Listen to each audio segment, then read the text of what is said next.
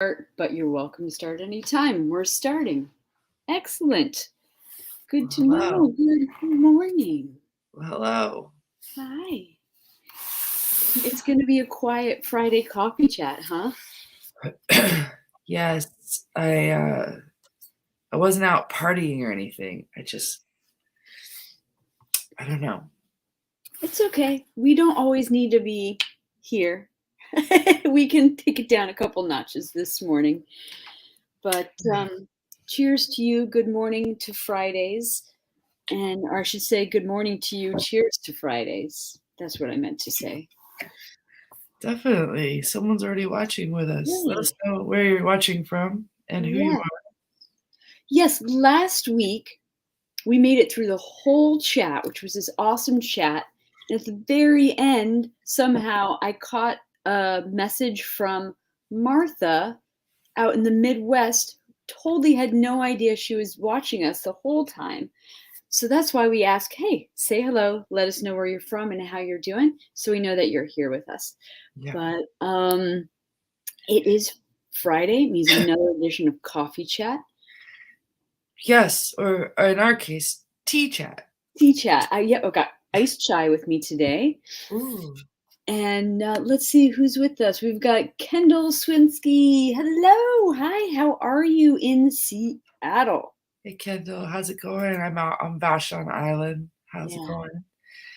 So I here think in I know Kendall.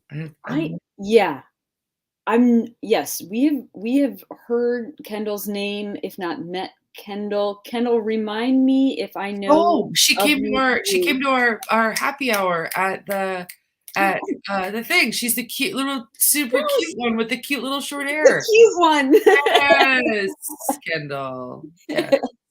Elda. Yes, for Lake Washington, of course. Hey, sorry. I know I'm gonna like apologize for both of us because I know this week has been a little crazy. Tara's had a lot going on. I've had a lot going on. We've had a lot of rowing related things going on this week, which is pretty awesome. Um, but Can I ask Kendall, are you going to the Charles? Are you staying home for Head of the Lake? Are you going to Head of the Charles? good question. Head of the lake, head of the Charles, or both. She's at the host boat club for Head of Mhm. the Lake. Maybe we'd ask her about the swag, about the awesome swag that Head of the Lake has. Oh yeah, Tara tells me that Head of the Lake has awesome swag or has had awesome swag in the past. So now I'm really curious. So I Yeah, don't know if we have any 411 on that, Kendall. so I can tell you that the origins of that, and this is really interesting. You know how when new rowers come along to a boathouse, they just join a boathouse, they bring their zhuzh with them. They bring their expertise, they bring their interests or whatever. And this particular rower took my learn to row class at Mount Baker Rowing and Sailing and then moved over to Lake Washington. And she's very fashionable, very hip, very fashionable, has the money to spend, and just wonderful. I love her style so much. Yeah. She brought her style to the Yeah. swag. Yeah. So it was like really good fabrics, like thick cotton hoodies and stuff like that. Like Awesome. crazy good stuff. Yeah, that's an interesting conversation. I mean, a lot of people just go for whatever's the cheapest, right? A lot of boat houses and a lot of regattas. You got to think about like what you're spending up front for your swag and then whether or not you're going to make any money off of it. So a lot of people will go with the cheap beefy tees because they cost $1.97 versus something a lot nicer. So it is pretty awesome when somebody says, well, let's actually offer stuff that people want to buy and want to Yeah, wear. like even when people go and do tech tees or head sweats hats Yeah. or like really nicer stuff, Yeah. or they just get kind of unusual about it. Like I would love a boat club that made a bandana because I wear them all the time. Yeah, that's true. Bandanas. Hey, we got a couple more people who have joined us. So welcome to you guys. Welcome to Oh, another edition of Coffee Chat. One thing that we need to let you know is so a few weeks ago we went off of our Instagram lives and started doing this multi-streaming to Instagram, excuse me, to Facebook, Twitter, and YouTube. And we're doing that through this platform called StreamYard, which we like a whole lot, except that I'm not sure we're seeing interactions from Twitter. So if you're on Twitter, let us know. We're just super curious, like exactly who we're hearing from. We definitely can interact with folks from Facebook, which is awesome. So thank you for being here. I know we've got Kendall from Seattle, and it looks like a couple more people joined us. Yeah. And we had a few things on our mind we were talking about earlier in the week. Yeah. Let me get my prop. Hold on. Yeah. So all I know, guys, is that a few days ago, Tara said to me, you've got to write down banana bread. We have to talk about banana bread. So apparently this is some amazing banana bread. You got to tell us the recipe, or what's the story? So last Saturday was my Learn to Row class's third Saturday on the water. It was their first day learning how to turn the boat around, river turn, sculling. Never an easy thing to teach, but I have my special way of teaching it, right? And I pride myself on my special way of teaching it. And I know it doesn't work for everyone, but I've usually can figure out a little pathway, to help someone figure it out. I have a couple older ladies taking the class who literally just can't quite get it all coordinated. It's bad. It's bad, So I was like, no. I was like, I got you. This is a really hard thing to learn. I'm sending you a video after class. Study the video if that's how you learn. Otherwise, I'm going to crawl in the boat with you and I'm going to do it with you, right? So she didn't get it. She felt terrible. We actually switched her from stroke seat to 3-seat because she couldn't lead or follow, which $10 prize if you can tell me what kind of rower she should be. A sculler, single sculler. Yeah. So she comes to my work, one of my workplaces, my barbershop, and she hands me this. And she says, this is banana bread. It's gluten-free. She goes, because I didn't know. And I was like, okay. She goes, I just want to apologize. And, this is a typical thing, like LTRs who feel bad that they don't get the skills. Yeah. And she's like, I won't be coming on Saturday for the last class. I'm just confident that I'm never going to get it. And I'm like, oh, no. I was like, you'll get it. So I gave her my rower life cycle speech. And she seemed to appreciate that. And she's coming on Saturday. And I said, you know what? You're probably just a single sculler. Yeah. Yeah, probably. Yeah, it's so hard to figure out. I mean, yummy banana bread. That's awesome. So you got some sweet banana bread from one of your rowers. I love that. And, I was thinking about this interview we did with Tom Rooks last fall that we're going to be resharing with folks this weekend for a couple of reasons. And I decided to listen to that whole episode again yesterday. And Tom Rooks is a director of rowing and head coach at Williamsburg Boat Club here in Virginia.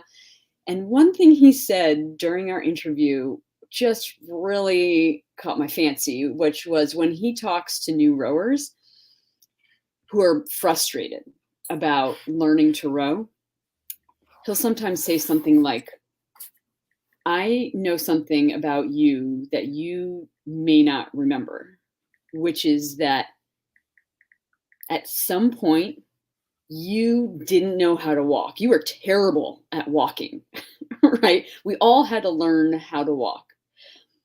And with rowing, think about that time in your life where you didn't know how to do something and you were just open, completely wide open. You're starting completely fresh. And that's what we're asking rowers to do. It's like, what the heck is this thing? We're going from up on two legs, or not on two legs, but we're trying to get ourselves to do something that's wholly not natural, holding sticks in our hands and pulling them through water. And it's super challenging. Well, I remember when, every coach's job is to describe the stroke in 50 different ways. Yeah. Right. It's like how the Eskimos have however many different words for snow. And So I know, Sophie, I'm still terrible at walking. I true, true. But like at some point, a coach said to you something that clicked for you. Do you remember what it was for you? Me? Yeah.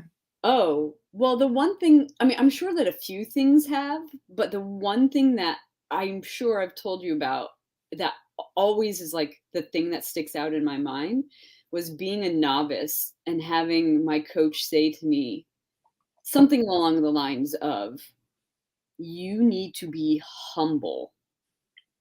And I'm not sure I got that right off the bat, but what he meant was you need to have an open mind and recognize that A, you're not going to get it all right away. And B, you have the opportunity every time you get in the boat to learn something new. You do not know everything, basically ever. So stay humble about it and keep working at it. That's what Stay stuck with me. humble, stay curious. Yeah. Yeah. And you have to stay kind of malleable because I always said that even on a day that you're technically perfect, the water might think otherwise. The water Yeah. might be otherwise. The vibe in the boat might be otherwise. Totally.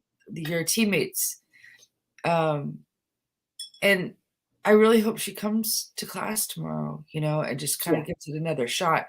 It's it's not easy, and we only teach a 4-class learn to row, and then you're off and running. And I would imagine that that's a real turnoff for some people, but I had the luxury of teaching 3 months, 3 days a week at the parks department. Hmm.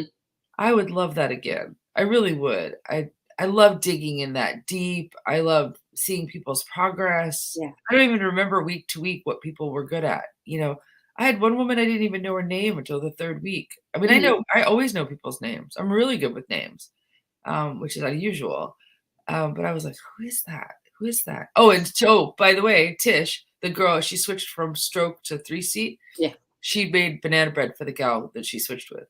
That's very nice of her. I said, this Yeah. really shows me that you're really a team player, but Hmm. when the stakes come down, when the stakes are high or there's pressure, you really like to be solo." And I said, "Are you a consultant by trade?" And she said, "Yeah." And I'm like, "Yeah. Mhm. Oh, yeah. Yeah, all the consultants. Yeah, And they're also, terrible team rowers, terrible." no, and I was thinking about this because I learned to row, excuse me, I learned to scull in a single, Oh, um, which I think I'd much prefer, honestly, over being in a quad, just because, like, I have enough to worry about, right? With like me figuring things out, but then also trying to match with my new teammates and like worrying about what they're doing. So I can definitely see that would be a super big challenge. Like, I don't want to worry about messing everybody else up because I haven't figured it out yet, you know? So phase yeah, 1 I hope phase 1 of the rower life cycle. Don't mess exactly, up. yeah. Yeah. And also you're right, like 4 sessions isn't enough, with anybody, like with our novices, especially like with our novices who move, let's say from a novice program into like a multi-day or like a 4 to 5 day a week competitive or club program. I always tell them at the beginning of the season, give yourself 3 full weeks to figure out if this works for you. Like you're going to have a new schedule, it's a new system, a new pattern. You Right. can't just go a couple of times and say, I like this, or I don't like this, or this doesn't work for me. You've got to figure out, give it a big chunk of time. And I especially do that for folks who move into a morning sleep program. Ooh, you've got to get to bed earlier, get up earlier, Did you shift your ever social life. snowboard? Learn to snowboard? Me? Learn Yeah. to snowboard? Well, technically, yes, but it was literally like a one-dayer, which is so I grew up in New England, but never learned to ski or snowboard. And then when I was like 20 something, I went out to Colorado to visit a friend, and he was like, let's go snowboarding. And so I did. Like that afternoon, I had a lot of fun, and I've never done it again. So I tried to learn to snowboard. Everybody told me you have to do it 3 days in a row because Mm, it's so hard. mm, Because I didn't grow up with snow, so I don't understand edges. So I didn't ski. yeah. It was my first time with snow. So I didn't understand edges and like this thing. but it was true. And it was also true what I tell the learners is we got to pick up the speed of the boat, because otherwise you're like learning to ski on a bunny hill and it's Yeah. really not productive. Yeah. Right? Like you got to like let's pick Yeah. it up. But for me it was this somebody did this overhead analogy of a boat. And what it was you lock the blades in and you move the boat past the blades. Mm-hmm. That to me was like, got it. Okay, Yeah. I'm moving the boat past the blades, Yeah. which can be demonstrated in all kinds of interesting ways. We had an erg. She set up an oar lock stand on a tripod or something, and there was a concrete pole, and you actually like pulled the oar past the pole. And it was like, wow, okay. Yeah. Oh, I get it. Yeah. Now I get what we're doing here. Okay. Yeah, the light bulbs going off. Mm-hmm. So listen, we had a couple of other things that we've been talking about this week. We were talking about a whole big one is Head of the Charles. And we've got some plane tickets. You got plane tickets, which is awesome. I need to do that today. And the big news is that we are solidified in an 8. It didn't quite come together the way we were thinking, but it's basically working out, which is we're going to be with a handful of rowers from GCRA and a handful of rowers from across the country. I'm going to be coxing that 8. I'm so excited. A mixed 8 on the Charles. And we've got some big news, but we're going to kind of package it all together, and I think we should share it out in just a little bit. But we've got some big news about some sponsors for this boat. We're going to be rowing in a Directors Challenge 8, and we're super stoked to be pulling this thing together. You guys, I think we can safely say that it's going to be fun. Yeah. It is a heavily Columbus, Ohio boat. Is it Columbus or Cleveland? Columbus? Columbus it was because the genesis of the boat was there. But I'm hoping that me being an out queer person from the West Coast and having trans allies and LGBTQ allies in this boat, and that the message of the boat is about inclusion and about maybe challenging the binary in rowing of men's rowing and women's rowing. So I talked to our team captain-ish person, Larissa, last night, and we're going to have a really fun call. So if you're putting together an 8 or a boat for the Charles and you kind of have a flag that you're going to fly, we'd love to know what your flag is going to be. I told Larissa a little bit about our ideas for jerseys with the big numbers on the back. I'm like so excited about that. I think we should. I've always wanted a rowing jersey with a number and my name on the back. I don't know why we don't do that. Yeah. Yeah. Well, you also have to wear, I think yours should have the Charles thing. Like you should just print one, you know, the logo? The tag that you have to wear on your back as the like my bow number or whatever. Yeah, you should totally just wait and then like print it like the day before you go. Yeah, because it would look exactly like the bow number instead of like the paper flapping back. Yeah, which I hate. So I think it's like a funny little aside, but I've been asked to design T-shirts for this crew, so I'm really excited to do that and just like have the control to do that. And I was thinking about like I might just I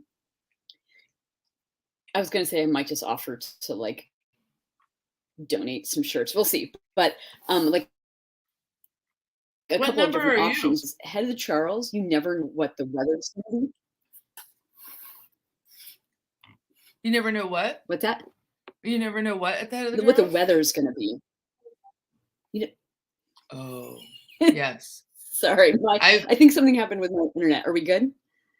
Yeah. So I remember, so you never know what the weather's going to be like. So you never know if you're going to have to wear a jacket. Yeah. And you have to wear that number. And so does the bow person has to wear it too. Yeah. Yeah. I'm actually so excited because I haven't been down the course in an 8 in a long time. I've coxed the course 5 times. The last time was in a 4, which is a ton of fun being in the bow there. But an 8 is like, well, you guys know, they're chugging along, right? Chugging along, and you've got to get it through all those bridges. So it's I've never done it in an 8. And fast.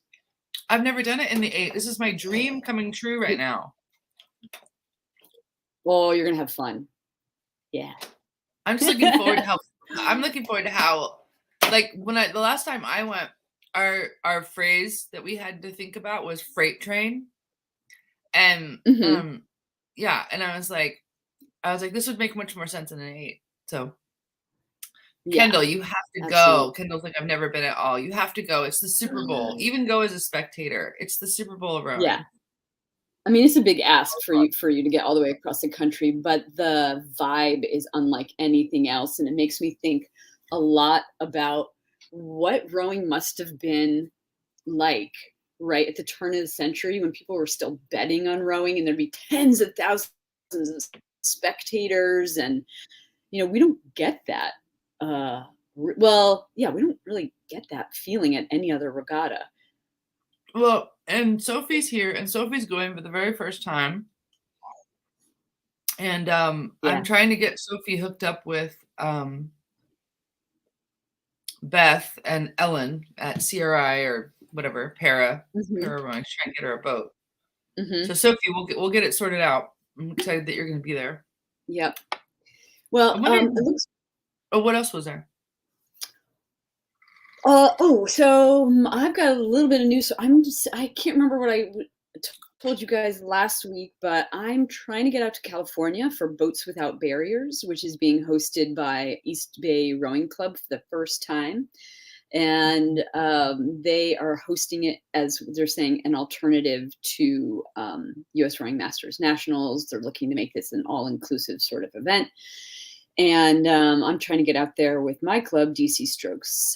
And it is the logistics are coming together, but it is proving to be a little challenging because we're trying to get a dozen people from DC to California for this first of its kind regatta with some novices. And this actually could be an interesting conversation, Tara. So we've got some novices who committed to go and then realized, oh, like this is a big deal.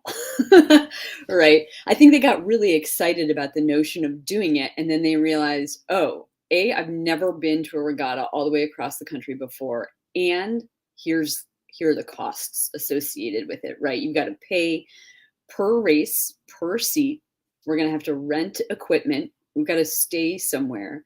And so this is something we've got to talk with our novices about, who we want them to feel welcome and we don't want them to feel pressured to go. Let's get them as much, as detailed information as we can about heading out there. So anyway, long story short is we've been waffling a little bit about whether or not we can make it happen, but fingers crossed, we've got a dozen folks that want to go to participate. And we're just keeping our eyes on registration numbers, which are a little low. So that makes us nervous too, to travel all the way across the country for a regatta that's in its first year. We're not sure who else is going to be there. So I don't know. But if it works out, I am very excited to go to this regatta and row in California. So, Well, plus it's on the estuary. mm, mhm. Yeah, Kendall, you should go. Kendall, that's a good one. If you're not going to Masters Nationals, pick up a little round trip ticket to Oakland and Mm. go jump in a boat, because I'm sure it's going to be more like a festival feel or festival/regatta feel, because you're just jumping in a couple of boats, and maybe Yeah. it's more organized than that, but Yeah. it's nice to show support. And on Steady State, we're going to be doing a interview with the East Bay Rowing Club folks about the event. We're going to record the interview on Monday, this coming Monday, and it'll come out the Friday of the event. So So August 19th, and yeah, the regatta is the 20th, which is another reason I really hope to be out there. I just think it would be awesome to have our episode drop while I'm there, and we could do coffee chat, and I'd be in Oakland. So I'm really, fingers crossed that all of this comes together. yeah, for sure. Hey, we Yeah. wanted to do a shout out to our sponsors, Concept 2, woohoo! Mm-hmm. And Lake Washington Rowing Club. Of course, Kendall's here from there, and thanks for their support. Concept 2 has been really fun to work with, and I'm hoping it's going to keep going. So Yeah, absolutely. They've been fantastic to us, and we can't speak highly enough about all the Concept 2 equipment that we all use. And, it's just ubiquitous in our rowing lives. So we are really honored that Concept 2 is backing us right now. yeah, we love Uh, that. We love that. yeah. Yeah. Well, I know that you've got a bit of a headache today, and I didn't want to keep you on too long if you're not feeling super hot. And look at that. We're actually almost through our half hour anyway. Are you serious? Yeah, we need it. That's cool. Yeah, sorry. I'm just I don't have COVID or anything, but I'm just I don't know. I think because I've been rowing, my body's been doing different things. Hmm. I've been at the boathouse. Yeah. My shoulders are really tense from boats and like open Yeah. up our heads, ready up. Yeah. But I love it so much. I love being back. I love being a 5-seat. I always describe 5-seat as like a really great couch. Like it's so comfortable for me. I love Mm, starboard. I love 5-seat. I had a little moment though, and I think you can probably confer with me on this. mm, Is that when you do have a side, there's a bit of a poo poo. Like either you're really cool because you have a side and you like, yeah, I'm a port, I'm a yeah. starboard, whatever. This is like the ultimate in rowing nerding out right now. Um, but then there's people who are like, more seats for me if they're Yeah. bisexual, right? They're Yeah. like, more seats for me. And I used to think that too. I used to be like, I will do both. I want to be a utility player. I remember my Yeah. coach told me one time I was a utility player for her, and Yeah. I was so honored. I was like, ooh, I could be anywhere. But a reality has set in that I'm built better for starboard, I think. Hmm. So I'm trying Yeah. to come to some acceptance about that. Yeah. I obviously, as a coach, it's awesome when you've got rowers who are bisexual and you just can stick them anywhere, and it's fantastic. And I've tried to be, but I've really mostly been a starboard. I think I went through a phase as a port one season because a coach just all of a sudden, out of the blue, like regatta weekend, said, "Hey, you're rowing port and you're stroking this boat." I was like, "What? What?" Well, that's like the worst Yeah. combination. You can't even hide. Like you So can't even actually, just like hide in the 8. Yeah. yeah. So honestly, I don't remember that race. I don't know what happened, but I must have done okay, and coach kept me on port for like the rest of that season. But I agree with you. I'm also kind of at a point where my body is what it is, and I know that it's asymmetrical, and I just do better I'm a stronger starboard rower. Although a coach did throw me in on port once this season, and I was like, oh God, I don't know how this is going to go. And I was very pleasantly surprised. It was Yeah. not nearly as awful as I thought it was going to be. Yeah. Um, I feel like twingy in my side, like my mm, intercostals when I row port, going mhm, out, I don't it mhm. doesn't feel great. I don't feel as powerful. But then you have when you're rowing starboard, then your left leg is your inside leg and your Mhm. right arm. Yeah. Did Yep. I tell you about the And guy that I worked with who had his right arm amputated and his left leg? so did he row port? I told him I was like, "You'd make a great port." Yeah. Yeah, great port. Yeah. Uh, He was in a trauma hospital, and he was actually a homeless person who'd been hit by oh, a car in the middle of the night because he was drunk and wearing all black, and so we were yeah, just teasing him a lot, we were kinda like, he was having fun with it. yeah, And I said, "Well, look, watch this," and I showed him rowing, and I was like, "Look, you'd make a perfect port because you have yeah. a right leg and a left arm." Mhm. And he was like, "Mm." Not funny right now. I'm like, Yeah, "That and I'm buying you a high vis jacket." yeah. He took it in stride, Oh, good. you know, poor guy. Yeah. God. Oh, man. All right. Well, Okay, yeah. so I gotta get running, but keep posted. We are gonna be sharing a remixed version of our fall 2022 episode with Tom Rooks.